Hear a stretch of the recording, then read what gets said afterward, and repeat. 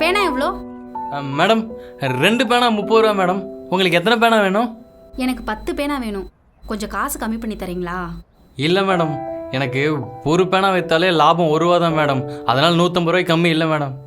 பார்க்க பாவமா இருக்கேன்னு சூப்பர் மார்க்கெட் போகாம உன்கிட்ட பேனா வாங்க வந்தா ரொம்ப தான் பண்ற. சூப்பர் மார்க்கெட்லேயே இதை விட நல்ல நல்ல பேனாலாம் இருக்கு. நீங்கள் சொல்கிறதெல்லாம் கரெக்டு தான் மேடம். ஆனால் நீங்கள் சூப்பர் மார்க்கெட்டுக்கு போனீங்கன்னா அவங்க என்ன ரேட்டு சொல்கிறாங்களோ அந்த ரேட்டுக்கு தான் அவங்களால வாங்க முடியும். என்கிட்ட பேரம் பேசுகிற மாதிரி அவங்க கிட்ட பேச முடியாதுல்ல. சரிப்பா, 145 ரூபாய் போட்டுக்கோ. ஒரு 5 ரூபாய் கூட கம்மி பண்ண மாட்டியா? என்னோட குழந்தைங்களுக்கு தான் கேட்குறேன். படிக்கிற பசங்கப்பா, கொஞ்சம் உதவி பண்ணு. நாளைக்கு என்னோட பையன் நல்லா படித்து கலெக்டர் ஆனானா உன்ன மாதிரி கஷ்டப்படுறவங்கள நல்லா பார்த்துக்குவான்ப்பா. அதுக்கு தான் சொல்கிறேன், கொஞ்சம் உதவி பண்ணுப்பா. சரி மேடம், எனக்கு லாபம் கூட வேணாம். நீங்கள் 140 ரூபா அசல் மட்டும் கொடுங்க போதும்.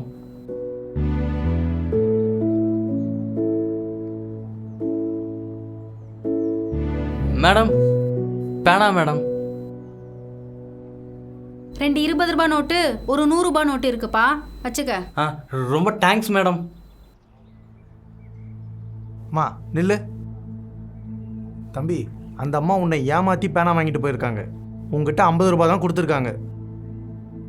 உங்களுக்கு கொஞ்சமாச்சும் அறிவு இருக்கா?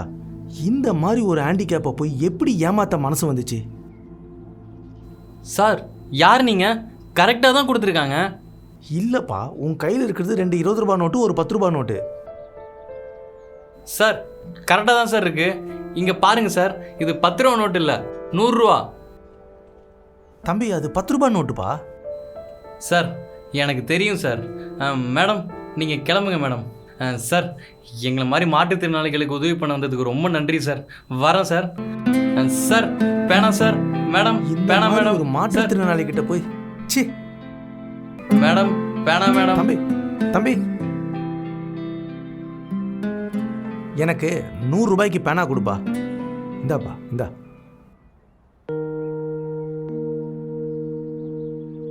சார் நீங்கள் தெரியாமல் 2 100 நோட்டு கொடுத்துட்டீங்க சார். ஏன்பா, 100 ரூபாய் எப்படி செக் பண்ணுன்னு தெரிஞ்சிருக்கு, அப்புறம் எதுக்குப்பா அந்த பொம்பளை கொடுத்த 10 ரூபாவை 100 ரூபான்னு சொன்னேன்? சார் எனக்கும் என் பொண்டாட்டிக்கும் கண்ணு தெரியாது சார். நாங்கள் 2 பேரும் சேர்ந்து தான் எங்கள் அம்மாவோட ஹாஸ்பிட்டல் செலவையும் தம்பியோட காலேஜ் செலவையும் பார்த்துக்குறோம். அப்படிப்பட்ட எங்ககிட்டயே ஒருத்தங்க ஏமாத்துறாங்கன்னா அவங்க எங்களை விட பெரிய கஷ்டத்தில் இருக்காங்க தானே சார் அர்த்தம். அதுக்கு இல்லைப்பா சார், நான் உங்களுக்கு உதவி பண்ணதா இருந்துட்டு போயிட்டேன் சார். சார் இந்தாங்க சார் காசு. பேனா சார். வரேன் சார்.